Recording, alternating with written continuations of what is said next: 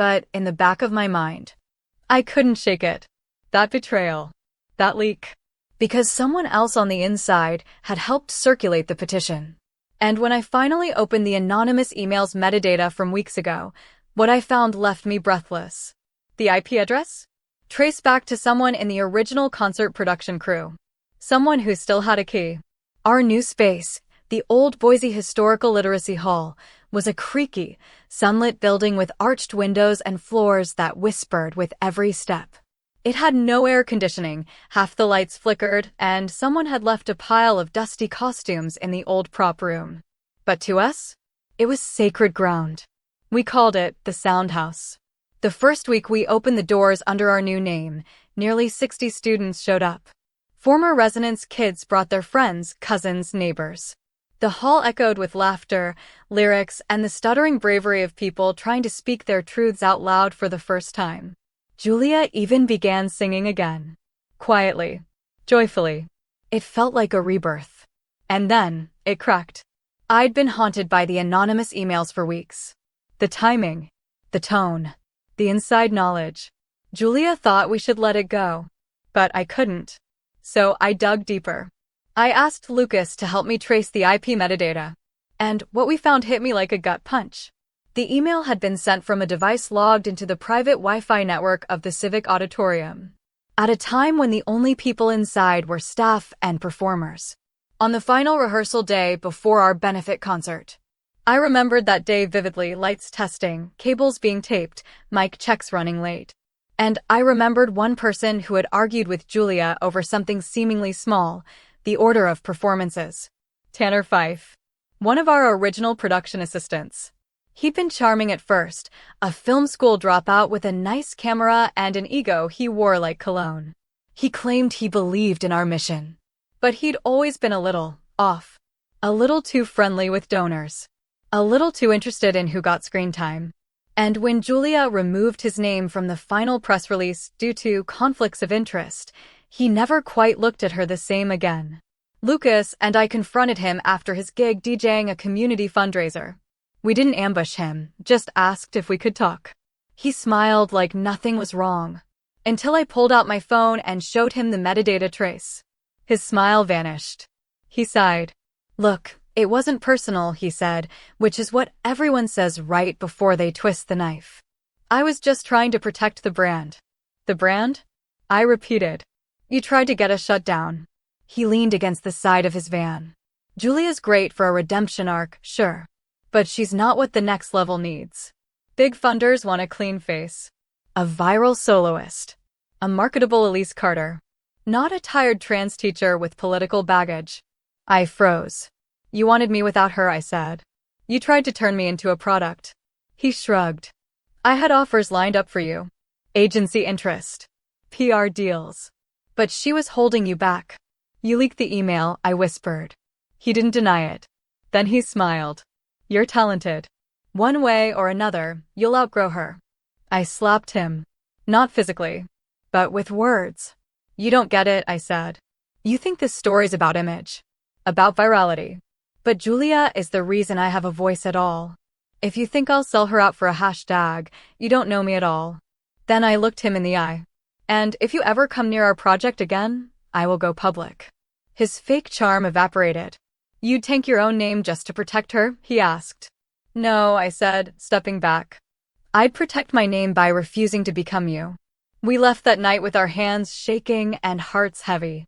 Julia cried when we told her. Not because of Tanner, but because I'd been forced to carry it all on my shoulders again. But trouble wasn't done yet. A week later, we received an offer from a massive talent agency in Los Angeles. One of the biggest. Their message was glowing. We believe Elise Carter is not just an artist, she's a movement. We'd like to represent her as a solo act. Solo. No mention of Julia. No mention of the Soundhouse. Just me, extracted from the community that raised me.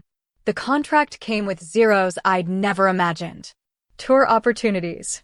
A debut EP, TV appearances. And a clause that chilled me to my core. The client will agree to all promotional strategies as outlined by management. Rebranding decisions are binding. Rebranding. The word echoed. Would they shave down my story? Gloss it up? Rename it? Erase the scars to make room for the spotlight? I stared at the contract for hours that night. Fame was at the door. But so was the cost. The next day, I walked into the sound house during a vocal workshop. A kid named Beck was singing a punk rock ballad in a high alto range, while another girl tapped quietly on a keyboard. It was chaos. Beautiful, joyful chaos. Julia was in the corner, helping a new student match pitch. She looked up at me and smiled. Not the kind of smile that asks for anything. Just the kind that says everything. And I knew. I knew exactly what I needed to do. I didn't sleep the night before I made my choice. The LA talent agency contract sat on my desk like a glowing trap, beautiful, polished, and full of subtle erasure. And beside it, a notebook from our very first resonance workshop. Inside were doodles, lyrics scribbled in panic, poems from kids who didn't know where else to turn. The first page had Julia's handwriting on it. This is your voice. Don't let the world lower its volume.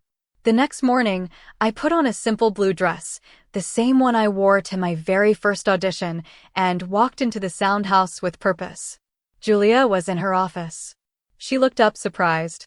I held out the contract and slowly ripped it in half. She blinked. You're sure? I nodded. They wanted Elise Carter. But they didn't want the part that matters most, where Elise comes from. Then I sat down across from her, smiled, and said, let's make our own label. And we did.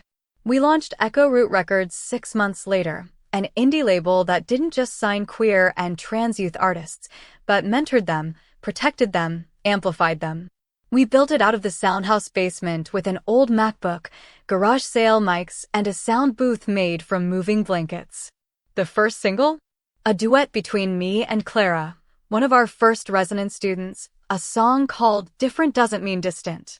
It reached 12 on the independent charts. Fame didn't vanish, but it changed form. Instead of being a spotlight that burned, it became a lantern we could carry together. 6 months later, something unexpected happened. I received an invitation. Not from a label. Not from a show. From Crestwood Conservatory of Music. Again. But this time, it wasn't about me. They wanted to license our workshop curriculum. To start a resonance initiative at their school, with full credit to Julia Gray. I showed it to her. She didn't say anything for a long time. Then she whispered, they're not just making room for me. They're giving me the mic. She declined the license. Instead, she offered a residency. They accepted. For the first time in a decade, Julia Gray walked back into the halls that once erased her, not as a secret, but as a legend. That fall, we held a final concert at the Boise Civic Auditorium. 3 years after our first benefit show. This time, it wasn't just me. It was 27 kids from all over Idaho. Every age, every label, every story, braided into one giant, defiant song. We called the concert, The Final Note Is Ours. I stepped on stage last. Not as Elliot. Not even as just Elise. But as Elise Carter Gray. I'd legally changed my name 2 weeks prior, not because I needed to, but because I wanted the world to know. I wasn't just her student. I was her family. The final song was one I hadn't shown anyone. Not even Julia. I called it Freefall. It was about jumping before you're ready.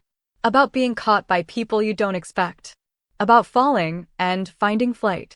As I hit the final note, I opened my arms and let the last chord ring. And behind me, as planned, every student walked on stage, holding lanterns. One by one, they lit them. Until the stage wasn't just glowing. It was on fire with truth. After the show, reporters swarmed me with questions. What's next for you, Elise? Are you touring? Will you go mainstream? I smiled at the cameras and said, I already have everything I ever wanted. A voice. A stage. And people who refused to let me fall.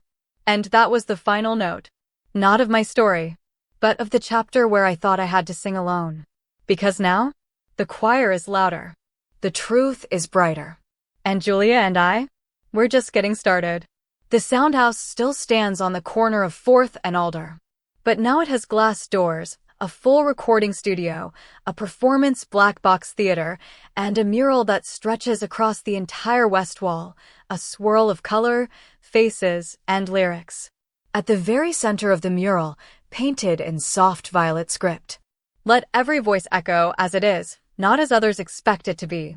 Elise Carter Gray, founder, artist, educator, executive producer of Echo Root Records. She never signed with a major label. Instead, she built one. And through Echo Root, Elise helped over 300 queer youth artists release original music, spoken word albums, and collaborative projects with schools and community centers across 17 states. Her first full studio album, Free Fall, Reimagined, went triple platinum on the indie charts and was later adapted into a stage musical, performed off-Broadway with a gender-diverse cast of teenagers. But her proudest moment? Delivering the keynote address at the National Educators for Equity in the Arts Conference, where she closed her speech by inviting a 14-year-old transgender boy from Mississippi to sing beside her, the boy's very first time on stage. Director of Education at the Sound House. Professor Emeritus of Vocal Empowerment at Crestwood Conservatory. Julia finally returned to her former conservatory, not to beg for space, but to teach a mandatory seminar titled Voice, Identity, and the Human Truth. She now trains music teachers across the country on how to work with queer and questioning youth, not by adjusting curriculum, but by listening deeply.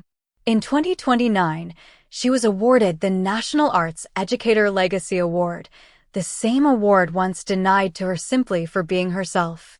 When she accepted it, she said, "I once thought truth cost too much. But standing here, surrounded by students who turned their wounds into symphonies, I realize now truth was always the instrument. We just needed the courage to play it." Operating in 42 school districts across the U.S. Programs in songwriting, vocal identity, gender-affirming stage coaching, youth-led concerts, and family healing workshops. Their annual event, the Resonance Gala, is now broadcast nationally and hosted by former students, many of whom credit Elise and Julia with saving their lives, their voices, and their belief in the future. Sometimes, late at night, I sit in the old upstairs practice room, the one with the creaky window that barely closes, and I still hear echoes. Not from the past. From what we built. What we're still building. This isn't a story about being accepted. It's a story about refusing to disappear. And now, every day, we teach that to someone new.